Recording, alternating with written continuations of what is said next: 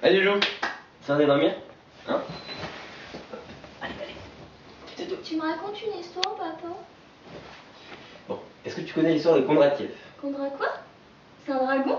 Non, c'est pas un dragon, c'est un économiste qui étudie la théorie des cycles économiques.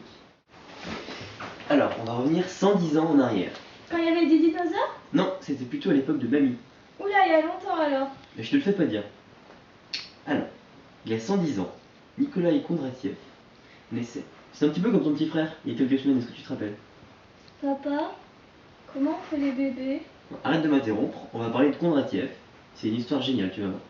Alors, il était une fois, dans une Union soviétique encore en paix, en mars 1892, naquit un petit enfant, peut-être toi, comme toi, voué à une carrière économique, certes très courte, mais très conséquente.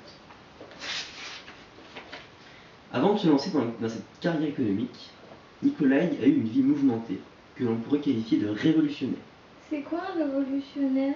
Bon, arrête de poser des questions futiles et laisse-moi te narrer cette histoire passionnante. Tu étais arrêté à révolutionnaire, en effet. Il était membre du Parti socialiste révolutionnaire sous le tsarisme. C'est un mot compliqué, mais j'expliquerai peut-être plus tard. D'accord. Puis, il fut adjoint au ministre du ravitaillement des gouvernements de deux hommes inconnus au bataillon, et dont les noms sont à coucher dehors. Lyov et Kerensky, lorsque son pays, la Russie, était assailli par des révolutions barbares. Suite à cela, en 1920, sa carrière a connu une ascension fulgurante et il deviendra le directeur de l'Institut des conjonctures économiques au commissariat de Peuple Finance. Ça veut dire quoi? Tu comprendras quand tu seras plus grand. Il est devenu célèbre pour sa thèse des cycles économiques récurrents de tous les 30 à 60 ans. Tu peux m'expliquer mieux? Je commence à être passionnée. Je suis content que l'économie te passionne, ma fille. Alors cette théorie explique que chaque cycle est divisé en 3 phases. Il y a la phase A, ou phase ascendante, ça veut dire que ça monte, qui est caractérisée par une forte croissance et une prise de risque élevée des entreprises. Qui se multiplient, l'économie progresse et il y a un excès d'investissement qui mène à une hausse des taux d'intérêt. Attention, il faut s'accrocher. Cette même hausse crée un déclin qui entraîne la phase stagnante, si je puis dire, puis la phase B, ou descendante, et tout recommence comme un cercle vicieux. Cette phase descendante est aussi appelée dépression. Dépression parce qu'il était malheureux? Non, ça n'a rien à voir. Ah. Non, c'est différent. Cette dépression est souvent accompagnée de phénomènes critiques ponctuels, par exemple la crise de 1929. Ces phénomènes critiques ponctuels sont caractérisés par une hausse du chômage et une concentration des entreprises pour survivre face à la crise. Moi je comprends plus rien là, je suis fatiguée.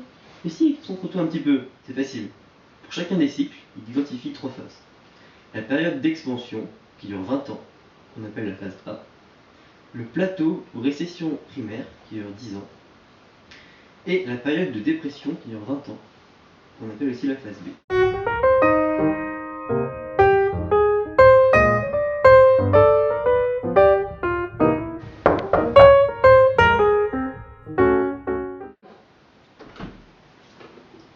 Bon, moi chérie, je t'attends.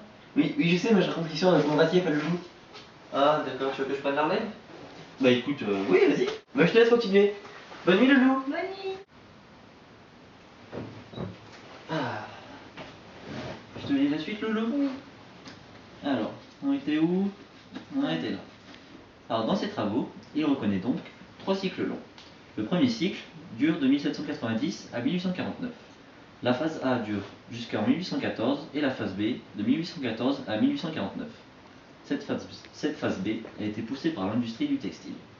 Le deuxième cycle, de 1849 à 1896, où la phase A a duré jusqu'en 1873, dû à une augmentation de la production et à des faibles taux d'intérêt poussés par l'industrie ferroviaire, et la phase B, de 1873 à 1896, à cause d'une grande dépression, donc à une déflation et à une dépression. Et enfin, le troisième cycle, de 1896 à 1945, qui a été poussé par l'électricité et la chimie. Ici, la phase A a duré jusqu'en 1920, et la phase B de 1920 à 1945. Elle est cool cette théorie, papa. Mais pourtant, il a été critiqué, Kondratiev. Sa théorie des cycles a remis en cause les thèses marxistes projetant la chute du mode de production capitaliste.